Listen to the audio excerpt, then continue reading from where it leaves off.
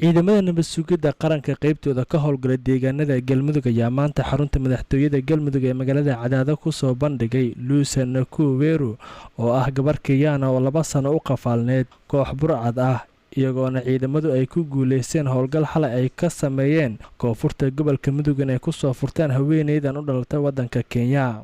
haweeneydan la soo badbaadiyay ayaa xarunta madaxtooyada waxaa ku soo dhaweeyay madaxweyne ku-xigeenka dowlad goboleedka galmudug Maxamed Xaashi Cabdi.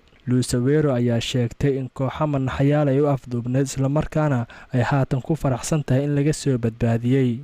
My name is Lucy Nakuweru. I'm a Kenyan. I was held hostage for 2 years by the pirates, and those people are very inhuman. magacaygu waa Lucy Nakuweru waxaan ahay Kenyan. burcad ayaa ay haysatay 2 sano. waa dad aan bini'aadanimada wax ka aqoon, qiimo uma leh nolosha qofka, ma ilaaliyaan xuquuqda qofka, ma ahan dad naxaya. inkastoo aan nabad qabo, alla ayaan uga mahad celinayaa iyo dowlad goboleedka galmudug oo i soo badbaadiyay. hadda waxaan la joogaa dowlad goboleedka galmudug kuwaas oo isku howlay inay iga soo badbaadiyaan kooxihii 2 sano ay haystay. They don't value anybody's life. They don't value life. They are inhuman. Maxamed Xaashi Cabdi madaxweyne ku-xigeenka dowlad goboleedka galmudug ayaa dhankiisa sheegay in maamul goboleedka galmudug iyo ciidamada nabad sugidda qaranka ay ku guuleysteen in la soo badbaadiyo haweeneydan u dhalatay dalka Kenya.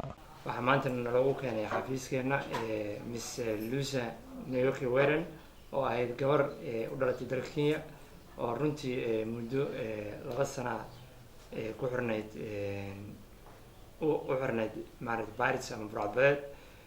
runtii waxaa mahad iska leh ciidamadeena NISA ama ciidamadeena nabad sugidda ee galmudug oo runtii arrintan muddo dheer daba taagnaa, qayb libaaxna ka qaatay soo deynta dadka maaragtay xirxiran oo burcadka ah. horey gabadhan waxaa loo xirnaa nin la yiraahdo James Kareya oo maaragtay ay soo daayeen muddo dhowr bilood ka hor ciidamada nabad sugidda. xalay 4 habeenimo ayaa waxay ugu tageen meel baadiyaha magaalada Camaara ah, halkaas oo runtii ilaa ay maalmahan oo dhan daba socdeen ayna ku guuleysteen inay gabadhan maaragtay muxuu ahaa xornimadeeda ay dib u hesho. Maxamed Maxamuud Aadan, TV-ga caalamiga Universal, Cadaado.